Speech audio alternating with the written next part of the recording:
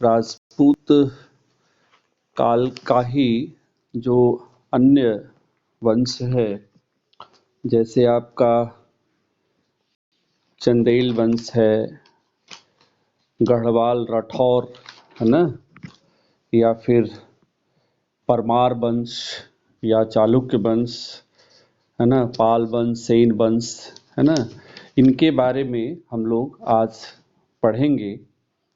और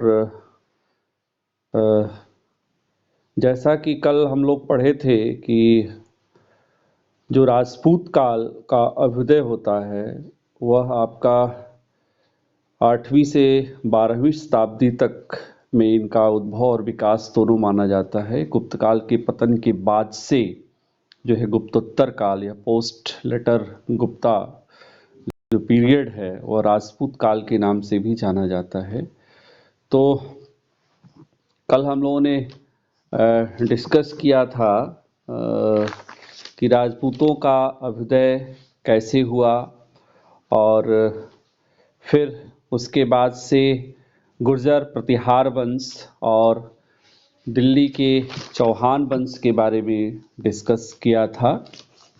तो आज हमारा जो टॉपिक है वह अन्य जो राजपूत वंश हैं, जिसमें आपका राठौर वंश, जिसको हम लोग गढ़वाल वंश के नाम से भी जानते हैं, उसके बारे में डिस्कस करेंगे। तो सबसे पहले हम आज डिस्कस करेंगे आपके राठौर वंश या गढ़वाल वंश। जो आपका प्रश्न पूछा जाता है वो बहुत इम्पोर्टेंट है, और उस मुख्य पॉइंट को ही हम आपके सामने प्रस्तुत करेंगे। दिख रहा है बेटा स्क्रीन? Yes sir. ओके। तो पूछा जाता है कि राठौर जो थे, जिनको गढ़वाल वंश कहा जाता है, इनका मूल ओरिजिनेटेड जो प्लेस था वह कहाँ था? तो कन्नौज है ना, कन्नौज के ये राठौर वंश थे, गढ़वाल वंश थे। तो एक प्रश्न ये हो गया। इसके मूल संस्थापक कौन थे? यानी कन्नौज में गढ़वाल वंश की या राठौर वंश की नींव किसने रखी थी? तो यह आपका चंद्रदेव हो गया, है ना, ये इम्पोर्टेंट हो गया। इसके अलावा इस वंश का जो सर्वाधिक महत्वपूर्ण जो शासक है वह आपका माना जाता है गोविंद चंद। गोविंद चंद बहुत ही इम्पोर्टेंट शासक हैं, गोविंद चंद। और इनका जो मंत्री है, मंत्री के बारे में पूछा जाता है लक्ष्मीधर। लक्ष्मीधर किसके दरबार में थे, या लक्ष्मीधर को किसका संरक्षण प्राप्त था? तो गोविंद चंद का संरक्षण प्राप्त था। ये बहुत प्रकांड विद्वान थे, लक्ष्मीधर का नाम खूब पूछा जाता है। और इन्होंने एक ग्रंथ की रचना की थी जिसका नाम था कृत्य कल्पतरु। कृत्य कल्पतरु, ये बहुत फेमस ग्रंथ है लक्ष्मीधर का। तो ये महत्वपूर्ण है। इसके अलावा इस वंश में जो एक दूसरा शासक है जिसके बारे में कहा जाता है जयचंद, और जयचंद काफ़ी इम्पोर्टेंट है। जयचंद के बारे में ये कहा जाता है कि जयचंद ने देवगिरी के जो यादव वंश थे, गुजरात के जो सोलंकी वंश थे, यहाँ तक कि तुर्क थे, उनको भी उन्होंने पराजित किया था। कोई आ रहा है क्या बताएं, बीच बीच में सब आते हैं।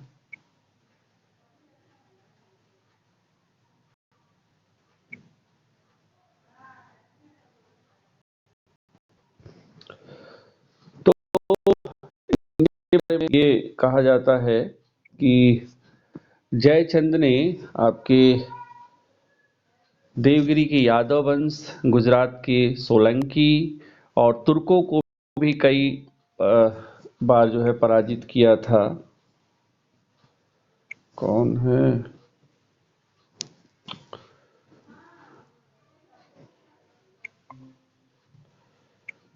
तो इसमें ये जो पराजय के बाद जो इसके उपलक्ष्य में जो इन्होंने राजसूय यज्ञ करवाया था, राजसूय यज्ञ करवाया था, ये काफी इम्पोर्टेंट, ये पूछा जाता है किसने जो है अपनी विजय के उपलक्ष्य में जो है राजसूय यज्ञ करवाया था, तो जयचंद थे। और आपने इसके अलावा इनके बारे में पढ़ा ही है कि मोहम्मद गोरी के साथ जो चंदावर का जो युद्ध हुआ था मोहम्मद गोरी और जयचंद के बीच, जिसमें जयचंद पराजित हुए थे और इनकी हत्या कर दी गई थी। और जयचंद ने संस्कृत के एक प्रकांड विद्वान थे श्री हर्ष, उनको संरक्षण दिया था, ये पूछा जाता है। और हर्ष ने कौन से ग्रंथ की रचना की थी? तो नैषध चरित और खंडन खाद्य। ये जय चंद के दरबार में थे श्री हर्ष, जिन्होंने नैषध चरित और खंडन खाद्य की रचना की थी। तो ये गढ़वाल वंश से संबंधित जो महत्वपूर्ण प्रश्न है कि इनका मूल स्थान कहाँ था? कन्नौज। इसके मूल संस्थापक कौन थे? चंद्रदेव। इसके अलावा इस वंश का सर्वाधिक शक्तिशाली शासक कौन था? तो गोविंद चंद। गोविंद चंद के दरबार में लक्ष्मीधर थे, जिन्होंने कृत्यकल्प तरु ग्रंथ की रचना की थी। इसके बाद जयचंद्र जो है इस वंश के महत्वपूर्ण शासक थे, और जयचंद्र ने ही देवगिरी के यादव वंश, गुजरात के सोलंकी वंश और तुर्कों को भी कई बार पराजित किया था, ऐसा कहा जाता है। और अपनी विजय के उपलक्ष्य में इन्होंने राजसूय यज्ञ भी संपन्न किए थे। और चंदावर के युद्ध में मोहम्मद गोरी के बीच संघर्ष हुआ, जिसमें वे पराजित हुए और इनकी हत्या कर दी गई। जयचंद के ही दरबार में संस्कृत के प्रसिद्ध कवि श्री हर्ष रहते थे, जिन्होंने नैषध चरित और खंडन खाद्य की रचना की थी। तो गढ़वाल वंश या राठौर वंश से संबंधित जो महत्वपूर्ण प्रश्न हैं वह यही पूछे जाते हैं। क्लियर हुआ बेटा? Yes sir. अब जो आपका पूछा जाता है चंदेलों के बारे में कि चंदेलों का मूल प्लेस कहाँ था। चंदेल जो राजपूत थे, तो उसको जेजाक भुक्ति कहा जाता है, जेजाक भुक्ति, और इसका वर्तमान नाम है बुंदेलखंड, आप सब जानते हैं। तो ये बुंदेलखंड के चंदेल थे या जेजाक भुक्ति के चंदेल थे। और इनकी राजधानी भी पूछी जाती है, कहाँ थी? तो राजधानी खजुराहो थी, है ना। काफ़ी फेमस प्लेस है, मध्य प्रदेश में है। खजुराहो जो थी इनकी राजधानी थी। और ये जैसा कल हम लोगों ने बताया था कि गुर्जर प्रतिहारों के ये सामंत थे। और इस वंश का संस्थापक कौन था? तो नन्नूक को कहा जाता है इस वंश के संस्थापक, यानी कि चंदेल वंश के संस्थापक जो थे वे नन्नूक थे। इसके बाद इस वंश का एक महत्वपूर्ण जो शासक है वह यशोवर्मन। यशोवर्मन, और यशोवर्मन की प्रसिद्धि इसलिए है कि इसने एक जो है जलाशय का निर्माण तो कराया था। खजुराहो में विश्व प्रसिद्ध जो विष्णु मंदिर है, जिसको चतुर्भुज मंदिर के नाम से भी जाना जाता है, का भी निर्माण यशोवर्मन ने करवाया था। कभी कभी आपको डायरेक्ट पूछ दिया जाता है प्रश्न कि खजुराहो स्थित चतुर्भुज मंदिर या विष्णु मंदिर का निर्माण किस वंश ने करवाया था। तो कभी कभी शासक का नाम न पूछ करके आपको वंश का, राजपूत वंश का नाम पूछ दिया जाता है। तो उस स्थिति में कौन सा वंश कहा जाएगा?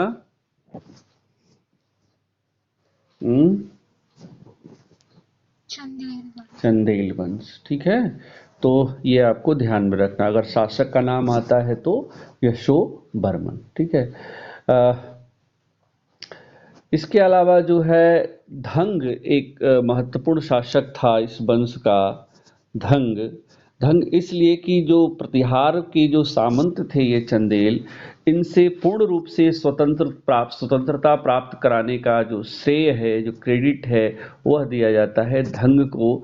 और धंग को इसलिए भी महत्वपूर्ण माना जाता है कि इसने खजुराहो में अनेक भव्य मंदिरों का भी निर्माण किया था, ब्राह्मणों को भी अनुदान दिया हुआ था। ठीक है, तो ये जो है इसलिए महत्वपूर्ण मंदिर है। या खजुराहो में जो जिननाथ मंदिर है, या विश्वनाथ मंदिर है, या वैद्यनाथ मंदिर है, इनका निर्माण धंग ने करवाया था। तो खजुराहो में कभी कभी खूब प्रश्न पूछ दिया जाता है कि खजुराहो में जिननाथ के मंदिर या विश्वनाथ मंदिर या वैद्यनाथ मंदिर का निर्माण किस शासक ने कराया था, तो इसका नाम होगा आपका धंग। इसके बाद इस वंश का एक अन्य महत्वपूर्ण जो शासक है वह माना जाता है विद्याधर। विद्याधर का नाम आप सबने भी सुना होगा।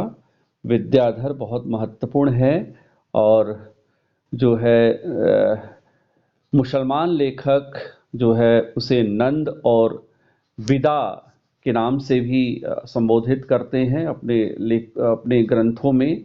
और सबसे महत्वपूर्ण ये है कि जो महमूद गजनवी के खिलाफ जो गठबंधन बना था, अलायंस बना था राजपूतों का, उसमें जो है जो गुर्जर प्रतिहार शासक जो था राज्यपाल, वह अपने को अलग कर लिया था। इससे नाराज होकर के जिजाक भुक्ति के चंदेल विद्याधर ने राज्यपाल की हत्या कर दी थी। ये ध्यान में रखने वाली है बात। ये खूब प्रश्न पूछा जाता है कि विद्याधर ने किसकी हत्या कर दी थी, क्यों कर दी थी।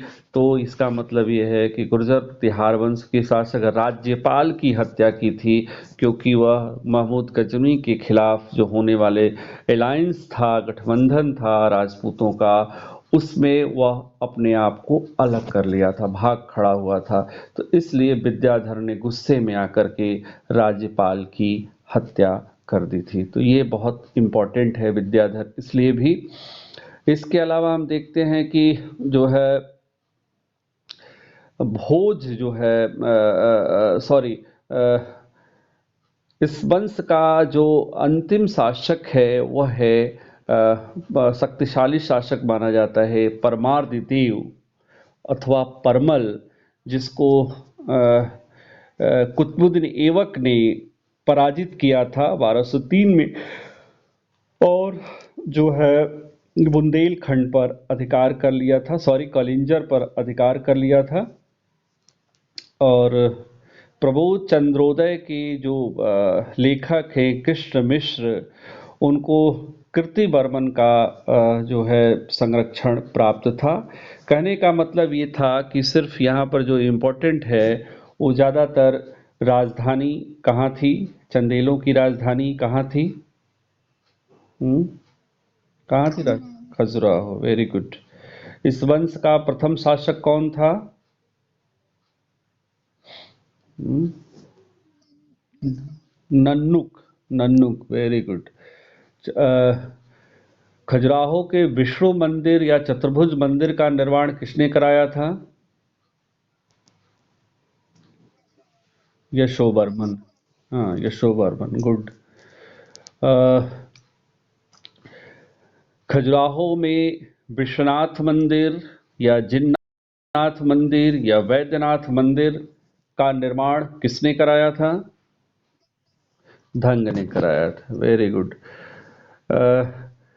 गुर्जर प्रतिहार शासक राज्यपाल की हत्या महमूद गजनवी से युद्ध में अलग होने पर किस चंदेल शासक ने कर दी थी? विद्याधर ने। Very good. और कुतुबुद्दीन ऐबक ने किस चंदेल शासक को पराजित करके कलिंजर पर अधिकार कर लिया था? परमारदिदेव परमल। ठीक है, तो ये आपका आप देखिएगा जो भी क्वेश्चन आपके पूछे गए हैं आपके उसमें।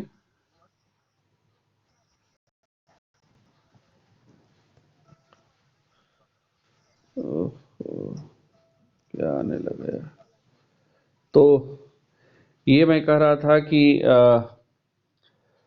आप पेपर ऑब्जेक्टिव हल कर रही होंगी, तो आप इसको देखते चलिएगा कि कई एंगल से प्रश्न पूछे जाते हैं, तो आपके लिए ज़्यादा अच्छा रहेगा। मुझे बड़ा अच्छा लगा कि आपने बहुत ही ध्यानपूर्वक मैं जो बता रहा हूँ उसको सुन रही हैं और आप हल कर रही हैं। अगर ऐसे ही करते रहेंगी तो काफ़ी आपको आगे लाभ मिलेगा और हम लोग, मुझे भी बहुत खुशी होगी कि बार बार आ रही है, जा रही है।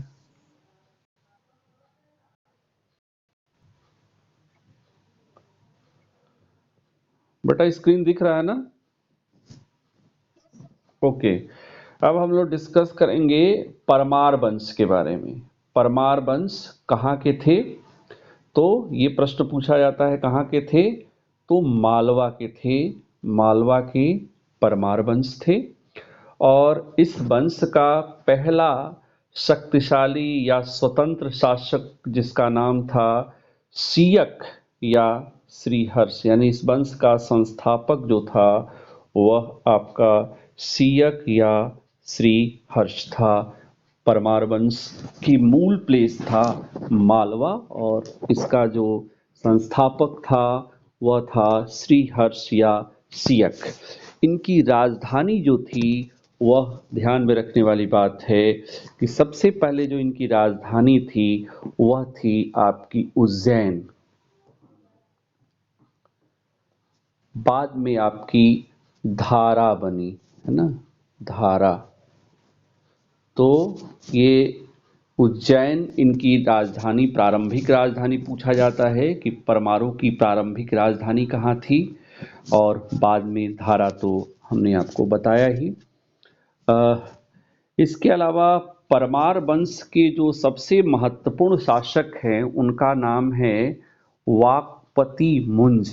ये इसलिए इम्पोर्टेंट है वाकपति मुंज क्योंकि इन्होंने धारा, जो राजधानी की हमने बात की, धारा राजधानी इन्हीं के समय में बनाई गई थी। और इससे भी महत्वपूर्ण बात है कि इन्होंने जो है कल्चरी वंश और चालुक्य वंश को के राजाओं को पराजित किया था। साथ ही साथ एक मुंज सागर झील का निर्माण जो है धारा में कराया था।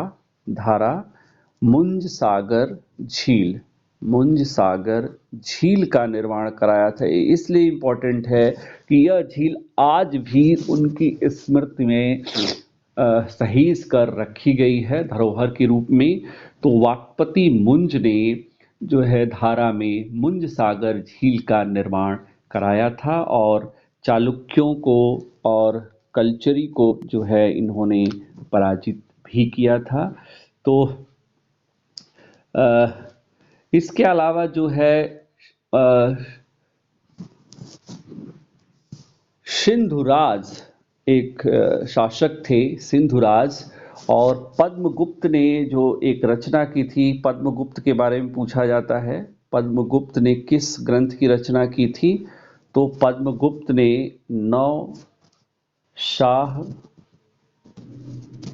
शांक चरित, पद्मगुप्त ने नौ शाह शांक ग्रंथ की रचना की थी और इस ग्रंथ से ही परमारों के बारे में जानकारी प्राप्त होती है। और सिंधुराज का मैंने जिक्र जो किया, वह सिंधुराज का जीवन चरित का जो वर्णन है वह पद्मगुप्त के नौशांक चरित में वर्णित है, क्योंकि पद्मगुप्त जो था वह वाकपति मुंज और सिंधुराज का राज कवि था। ये पूछ दिया जाता है आपसे कि पद्मगुप्त जिन्होंने नौशांक चरित की रचना की थी वे किसके दरबार में थे? तो नाम कभी कभी वाकपति मुंज और सिंधुराज दोनों दिया रहता है, तो इसलिए आप दोनों का ही लगाएंगे क्योंकि दोनों के ये राज कवि थे। तो ये बहुत ज़्यादा इम्पोर्टेंट है। परमार वंश का शासक भोज का नाम बहुत प्रख्यात है, मेरी बहुत फेमस थे, क्योंकि जो है भोज के ही समय में, सॉरी हमने आपको वाकपति मुंज शब्द यूज किया था, जिसमें हमने कहा था कि उज्जैन की जगह धारा को राजधानी बनाया था। भोज ने राजा भोज ने ही प्राचीन राजधानी या प्रारंभिक राजधानी जो परमारों की थी उज्जैन, उसकी जगह धारा को ही अपनी राजधानी बनाई थी भोज ने, है ना। तो ये महत्वपूर्ण है। और भोज एक बहुत ही विद्वान शासक थे, जिन्होंने चिकित्सा शास्त्र, खगोल शास्त्र, धर्म, व्याकरण, स्थापत्य विषयों पर कई ग्रंथों की रचना की थी। तो इसलिए पूछा जाता है, चिकित्सा शास्त्र पर इनके ग्रंथ का नाम है आयुर्वेद सर्वस्व। आयुर्वेद सर्वस्व नाम से ही है, चिकित्सा पर है। स्थापत्य शास्त्र पर जो है सम्रांगण सूत्रधार, सम्रांगण सूत्रधार, ये इसके अलावा इनके जो अन्य महत्वपूर्ण ग्रंथ तो कई हैं, लेकिन अन्य जो महत्वपूर्ण ग्रंथ है जो पूछ दिया जाता है, वह पूछा जाता है सरस्वती कंठाभरण। सरस्वती कंठाभरण,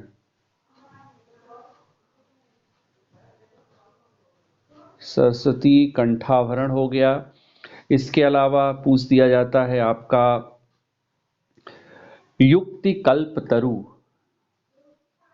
युक्ति कल्प तरु, तो युक्ति कल्प तरु, सरस्वती कंठाभरण, इसके अलावा जो है सम्रांगण सूत्रधार, आयुर्वेद सर्वस्व जैसे महत्वपूर्ण ग्रंथ का नाम आपको याद रखना जरूरी है, क्योंकि ये पूछा जाता है। इसके अलावा इन्होंने भोजशाला के रूप में एक महाविद्यालय की भी स्थापना धारा नगरी में की थी। भोजशाला महाविद्यालय की स्थापना इन्होंने धार में की थी।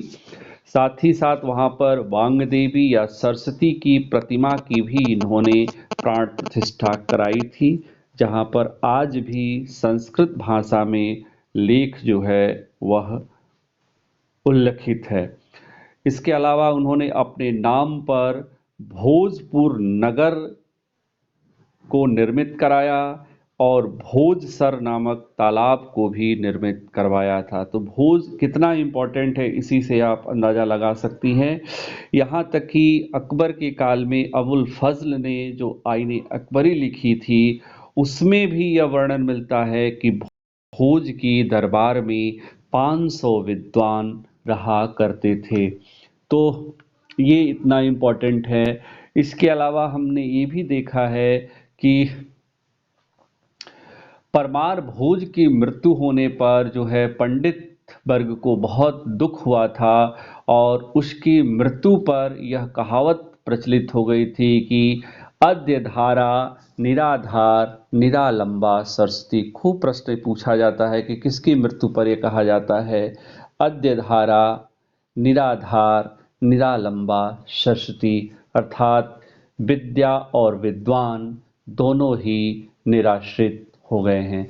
तो भोज की मृत्यु पर यह कहा जाता है अद्य धारा निराधार निरालंबा सरस्वती, अर्थात विद्या और विद्वान दोनों ही निराश्रित हो गए हैं। तो ये जो है हमने देखा कि, और इसके अलावा हम देखते हैं कि 1305 में जो है मालवा पर जो है अलाउद्दीन खलजी ने अधिकार करके उसे अपने सल्तनत में मिला लिया था। 1305 में मालवा पर अलाउद्दीन खलजी ने अपनी सल्तनत में आक्रमण करके अधिकार कर लिया था। तो भोज से काफ़ी प्रश्न बनते हैं। अब हम आपसे पूछेंगे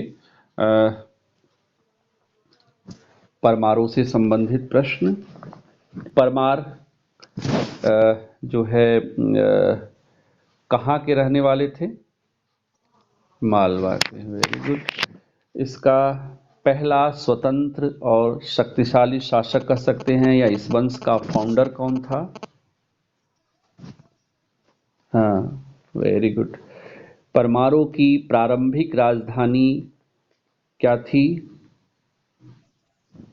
उज्जैन। धारा राजधानी किसने बनाई? भोज ने। Very good. पद्मगुप्त ने किस ग्रंथ की रचना की थी?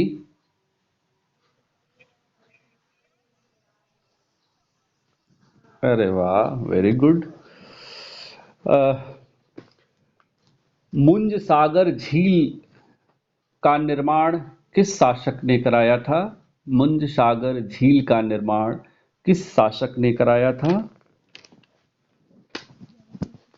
वाकपति मुंज। Very good.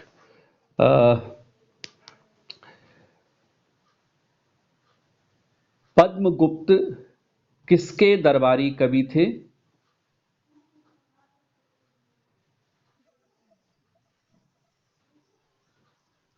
हाँ, वाकपति मुंज और सिंधुराज। Very good. तो भोज अब काफी इंपॉर्टेंट है, और जैसा अभी आपने बताया कि धारा को राजधानी जो है भोज ने बनाई थी।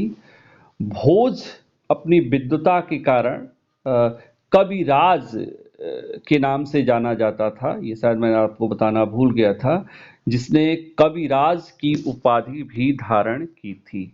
तो ये मैं पूछूंगा नहीं, कविराज की उपाधि धारण की थी या कविराज के नाम से जाना जाता था।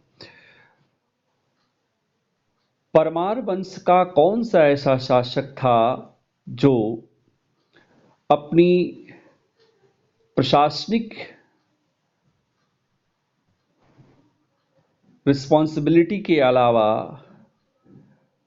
महान विद्वान भी था, जिसने कई चिकित्सा, आयुर्वेद, स्थापत्य पर ग्रंथ की रचना की थी? उसका भोज। भोजशाला महाविद्यालय की स्थापना कहाँ पर की गई थी?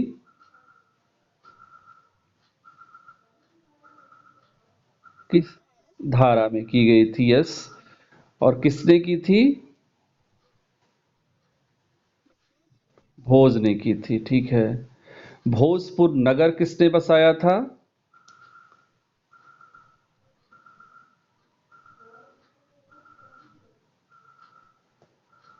भोजपुर नगर किसने बसाया था, तथा भोजसर तालाब को किसने निर्मित कराया था?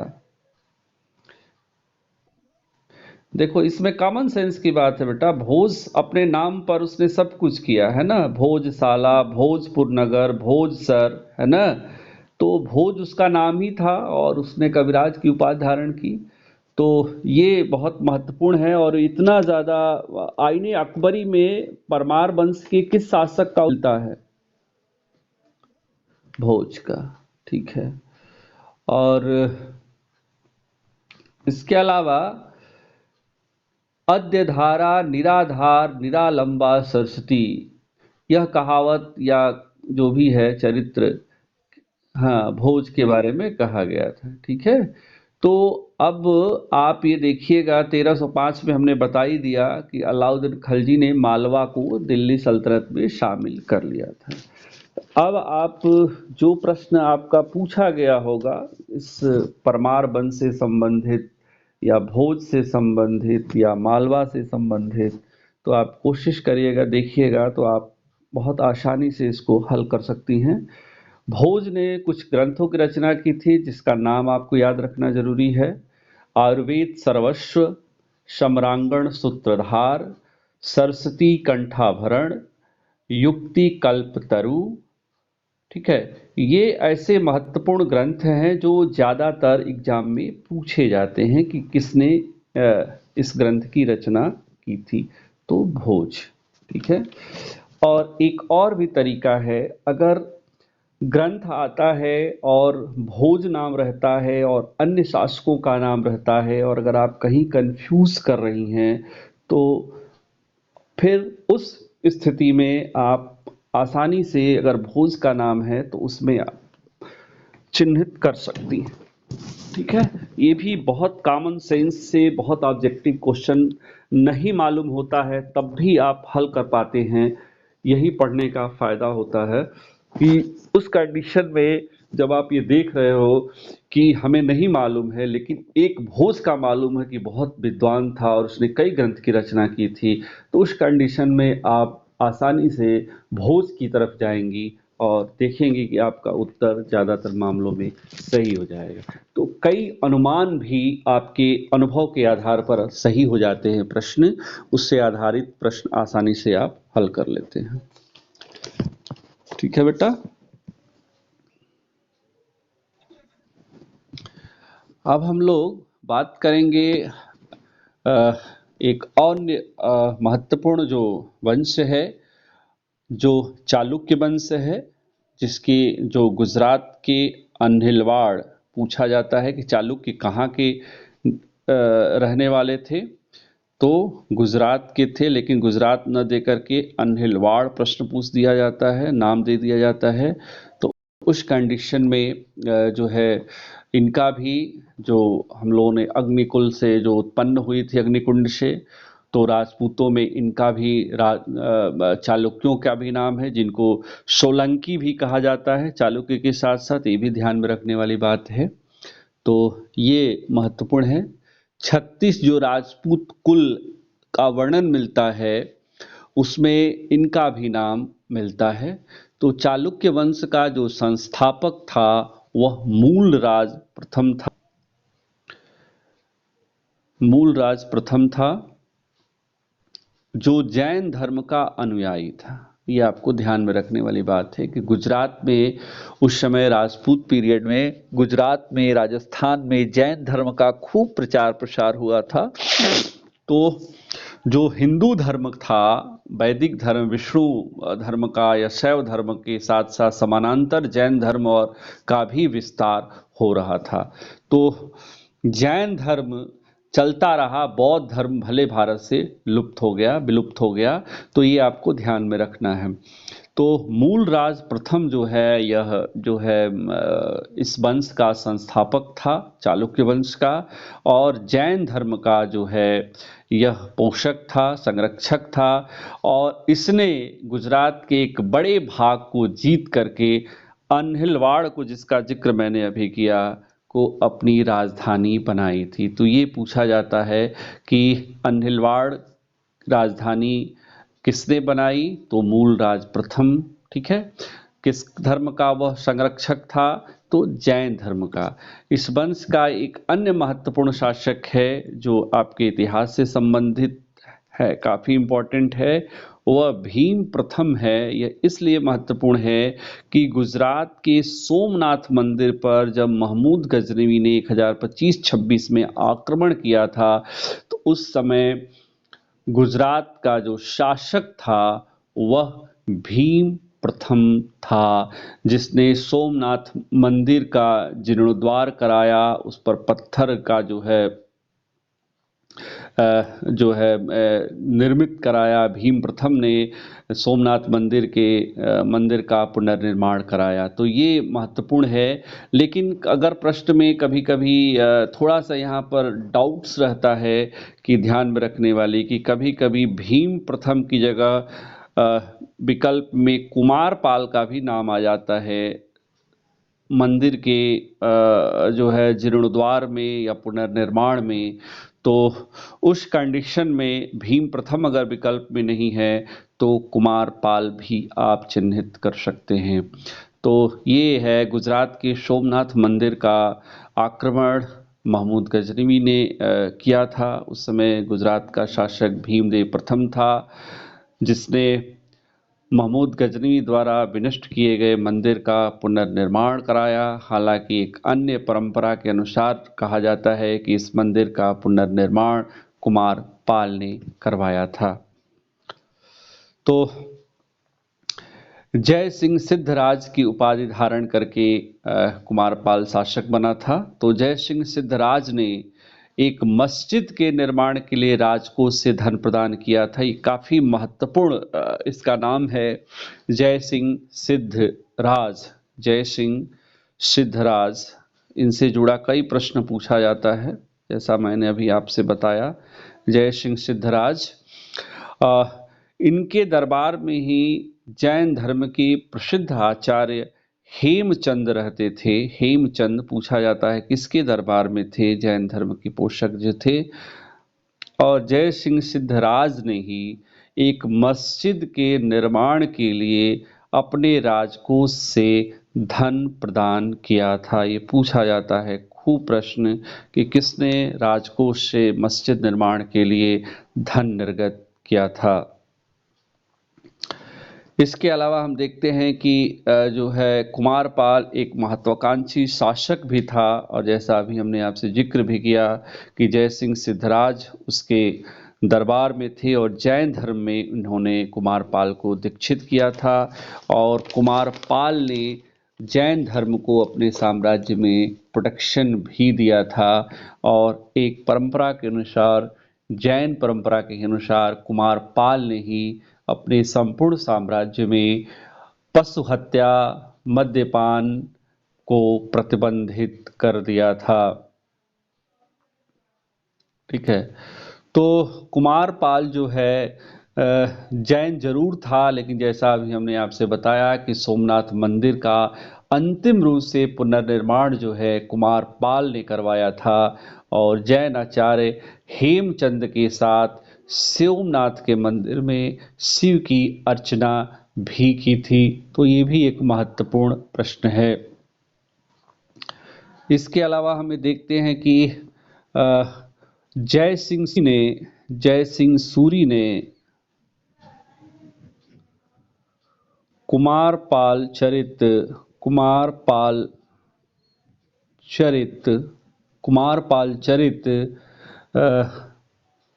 लिखी थी। ये बहुत महत्वपूर्ण है।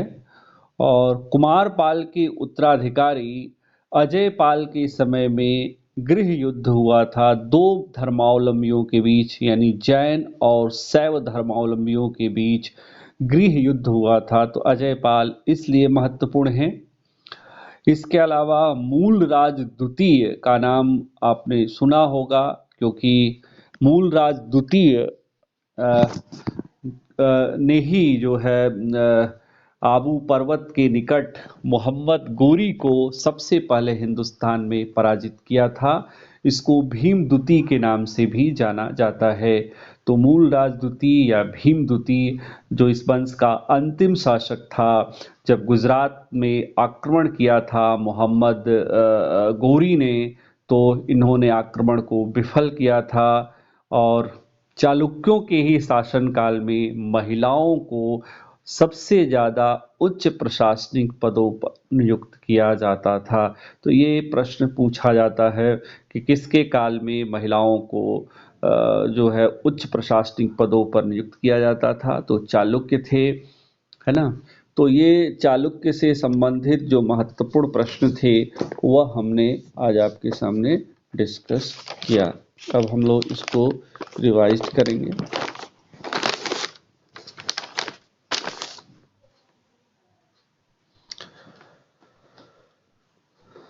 चालुक्य कहाँ के मूल निवासी थे? गुजरात के। अनहिलवाड़ की राजधानी या अनहिलवाड़ जो है इनकी राजधानी बनी थी, है ना। और राजधानी किसने बनाई थी अनहिलवाड़ को? हाँ, मूलराज प्रथम ने अनहिलवाड़ को राजधानी बनाई थी। और यह जैन धर्म का पोषक था।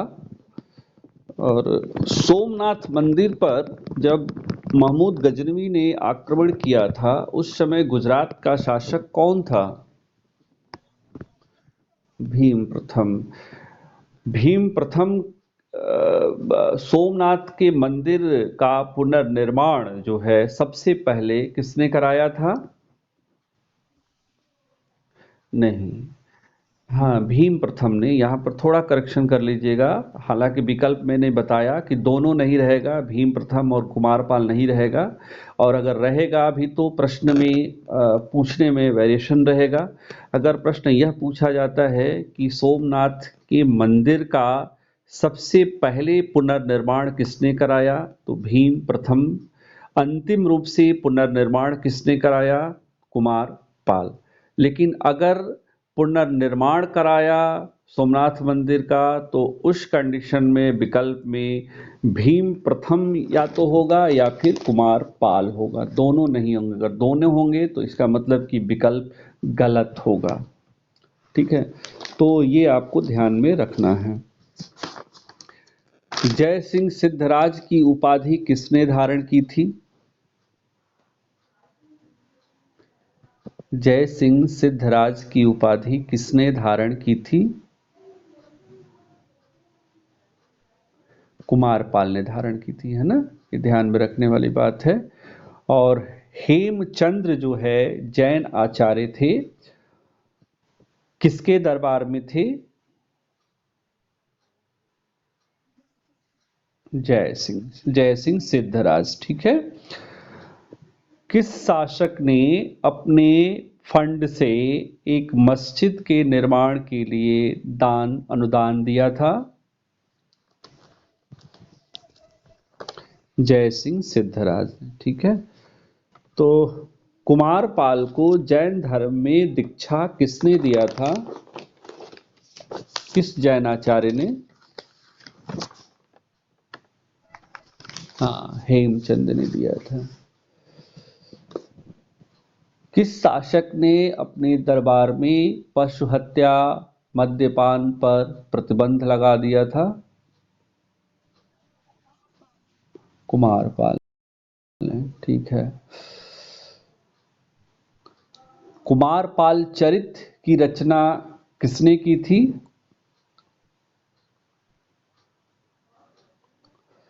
जय सिंह सूरी, है ना, जय सिंह सूरी।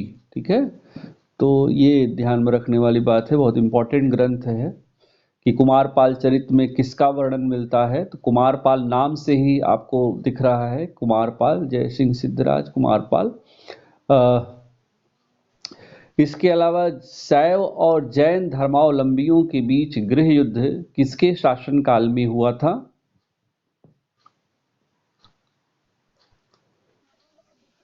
नहीं नहीं नहीं, अजय पाल के, है ना, अजय पाल के शासनकाल में। 1178 में आबू पर्वत के निकट मोहम्मद गोरी को किस शासक ने पराजित किया था? मूलराज द्वितीय, जिसको भीम सेकंड के नाम से भी जाना जाता है। ठीक है। किस वंश के शासनकाल में महिलाओं को उच्च पदों पर नियुक्त किया गया था? हाँ, चालुक्य वंश के काल में महिलाओं को उच्च पदों पर नियुक्त किया गया था। तो ये आपका जो है इससे संबंधित जो है प्रश्न था। तो आज इतना ही। इसके बाद आप लोग आगे का हम लोग डिस्कस करेंगे, क्योंकि ये थोड़ा सा